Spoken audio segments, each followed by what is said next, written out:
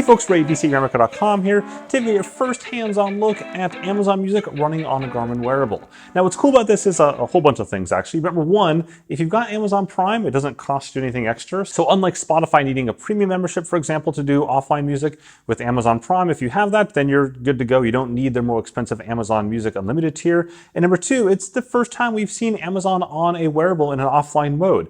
So that's just never happened before. In fact, it's never happened for any non-Amazon entity to do offline access of Amazon Music. That's a pretty big shift. So what we got here is a whole bunch of Garmin wearables. I'm going to walk through setup on the Garmin 245 Music, but as long as you have a Garmin wearable that supports music already, so that would include the 645 Music, the Phoenix 5 Plus series, the VivoActive 3 Music series, not series, just music, the 400, 945, 245, and the Garmin Mark series, then you are good to go. And I would expect any future Garmin wearables that support music to also support this as well.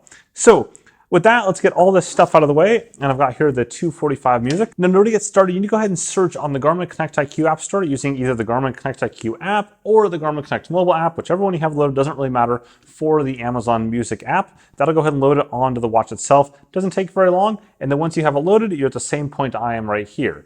One other caveat is if for some reason you've never done a GPS activity on your GPS Sport watch, then you need to at least start the GPS and get signal. The reason for that is they go ahead and require a validated or verified timestamp.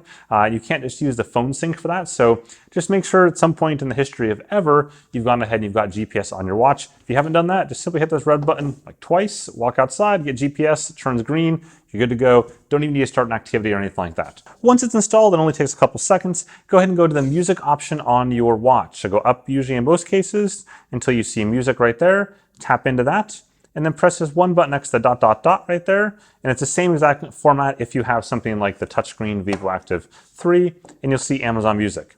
Simply tap that once and it's going to go ahead and start music. Now make sure your phone is handy for this initial piece here because this is how it goes ahead and accesses Amazon initially and gets everything all configured. You're going to see an Amazon code there, a code for the internet. Then simply go ahead here on my phone or your desktop computer, wherever you want, any browser on the internet, and type this in, US/code. You're going to need to log into Amazon if you haven't already done so. So that takes a couple seconds. Here we go. And now you see the place for me to go ahead and enter that code in. So simply place that code right now. So DQ, like Dairy Queen, LEUT, and hit continue. Now watch, this is all in real time here. What's going to happen is it's going to authorize this, and then a few seconds later, this will receive that authorization. And as soon as that does that, you're ready to go. This is a one-time thing you have to do, and you don't really have to ever do it again. By really, I mean you don't ever have to do it again. Okay, and we're done. So at this point, we've got the browse option right there. I'm gonna go ahead and center this back out again so you can see what's going on, and we can browse for music.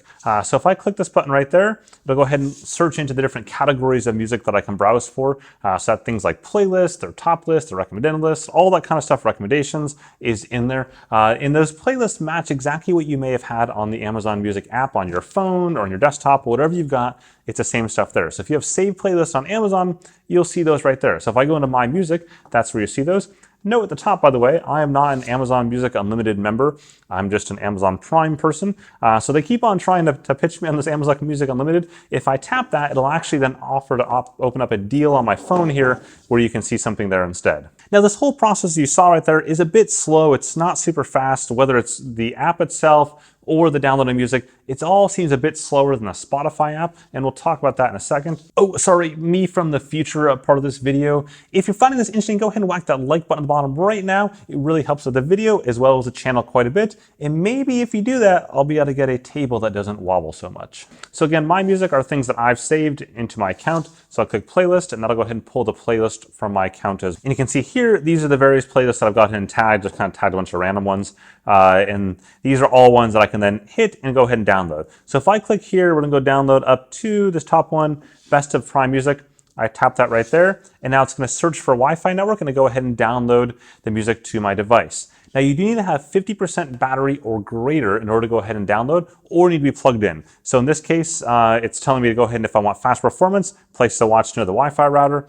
it won't help, just so you know. Well, I mean, it will help, but it doesn't really help the base problem here. And then it'll begin to download. 1%, and you can see my battery is fully charged up, so I'm good to go. Plugging in, by the way, doesn't change anything either from a speed standpoint. Now, what I've seen in terms of numbers here is that generally speaking, it's between 3 and 5 songs per minute for the download speed. And I've tried this on some really damn fast Wi-Fi networks and really fast internet connectivity here.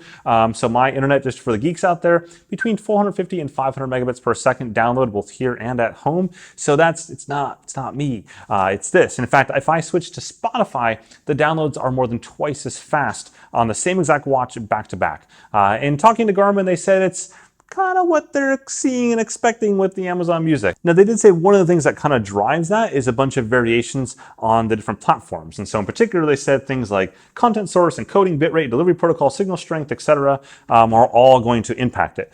At the end of the day, though, Amazon is slower. I can't change that. They can't. It is what it is. So just go ahead and download your music and wait a while. Get coffee, whatever the case is there. To put this in perspective, roughly for a 50-song playlist, you're looking at about 10 to 15 minutes, depending on your luck and love there, whereas Spotify for the exact same playlist was about 5 minutes. So quite a difference. Now, once things do complete, I'll walk you through that. And because this is still going to take about 10 minutes, I'm going to save you that and swap things out for my already baked cake right here. Make sure that's lined up. And you can see Best of Prime Music is already downloaded, as well as the album cover right there. And I've got another one here called Hot Sweaty Summer something. I don't know. I just downloaded a bunch of things last night to see how fast they were. Indie pop, etc. These are the different playlists that I've already downloaded, or I can go back to browse there or sync to go ahead and re-update those playlists. So for example, some playlists are dynamic. They're going to continue to update over time. So go back to the top one right there. I'll simply tap that and it'll begin playing. In this case, I've paired it up to the AirPods, but it doesn't really matter. As long as it's a Bluetooth device, you can pair it to it just fine. And you can see it's begun this playlist right there. I can go ahead and hit the bottom left button, and go ahead and change the songs. Now you can see there are album covers on the back there. I promise you it's not my camera. It does look like 1995 internet. It's not pretty. And that really is kind of just the display here and what Garmin has to work with. That is a notable difference from Spotify, which made a conscious decision not to include album covers because they said it didn't go ahead and contribute anything to the experience. That said, I actually like the album covers in this old school, like Commodore 64 Nintendo kind of way. I don't know, it's just me, I like them. Beyond that, the experience is exactly like it is for any other music that you have on your device itself, so you can go ahead and change volume, skip, etc. You can access this during a workout or just on your wrist. Whatever you want, it's there. I guess it's always on your wrist, but you know what I mean, workout or non-workout, it's all there the same. Everything's basically the same. And with that, that's all you pretty much need to know. Again, all these devices, you can download the app right now on the Connect IQ App Store, or if you can't see it right now, you should see it within a few minutes or hours or days or weeks or months. It's there, just maybe not for you, but trust me, it's supposed to be there anyways. So overall, this is pretty cool stuff. It's been working well for me now for a week or two, whatever it's been. I'm pretty happy with it. I'm primarily, as you probably know from my past videos, a Spotify person. I listen to Spotify all day long, but when my wife steals my Spotify account, then I'm using Amazon Music because I have a Prime subscription. So if you've got Prime, this is great. This is also a pretty big deal in the wearables industry because one, Garmin's the first one to get offline caching as Amazon Music.